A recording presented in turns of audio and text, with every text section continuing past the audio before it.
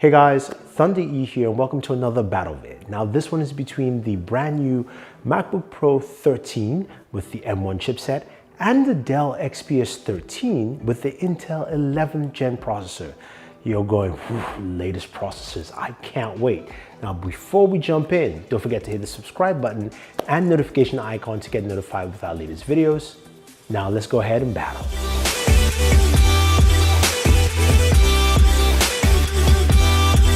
All right, there are new computers out and there's a lot of praise going around for the MacBook Pro 13 or even the MacBook in general because it's got the brand new M1 chipset. Now we did our gaming video on this and we saw some nice performance on this device.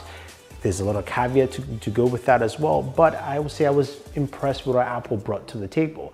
But what is in this brand new Dell XPS 13 and does it actually set things right for us on the PC side of things? So first of all, on the design department, the XPS 13 I think absolutely kills it. It is a 13-inch laptop in an 11-inch frame. When you compare it to the MacBook Pro 13, it's much smaller, smaller footprint, and I just love the look and build of this bad boy. It also comes with a touchscreen display, so for people like me, that actually makes sense and works pretty well. Now you're looking at both wallpapers for a second there, and I know you want them, so check out the link in the description for the wallpapers. But in terms of specs though, they have similar but different specs. Hear me out. Processors, we know there's the M1 in the MacBook Pro 13, and there is the Intel 11th gen processor. The Intel 11th gen processor has the Xe graphics chipset, which we've seen some really interesting performance from it. So how does it compare in terms of gaming? Now, the rest of the specs are similar in terms of RAM. We've got 16 gigabytes of RAM. I also have 512 gigabytes of storage on both devices.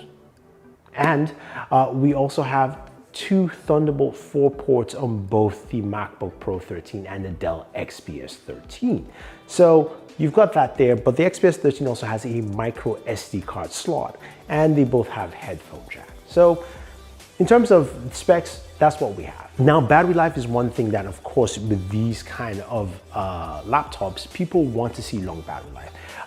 Apple promises around 16 hours of battery life, while Dell promises between 14 to 16. Now, I haven't spent time in terms of battery life, but that is what you expected to get. Now, you guys are going Thunder E. Okay, enough of that stuff. What about the games? How does it perform? So, quick caveat again, we know that the MacBook Pro 13, all the games that I played on here are running through Rosetta 2, so it's emulation on top of whatever's going on. And of course, we know this is a brand new Intel graphics chipset. So again, there is some optimization for both devices.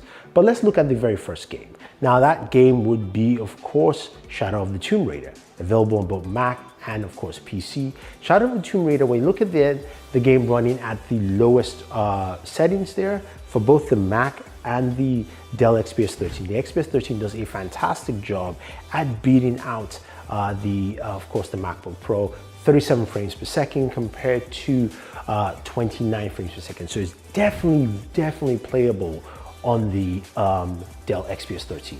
Now, we move the settings over to normal. The XPS 13 again comes in at 31 frames per second, while the MacBook Pro comes in at 24. So definitely, again, playable at normal, so which means you can play Tomb Raider quite effectively with no hitches, 31 frames per second on the Dell XPS 13. Now moving over to an older game, Dying Light here, where we got to play this on the MacBook Pro 13, and Dying Light played at 60 frames per second, but the resolution, when you go to look at the settings, is 1440 by 900. So no resolution settings there, but the game played well and we got some really solid frame rates.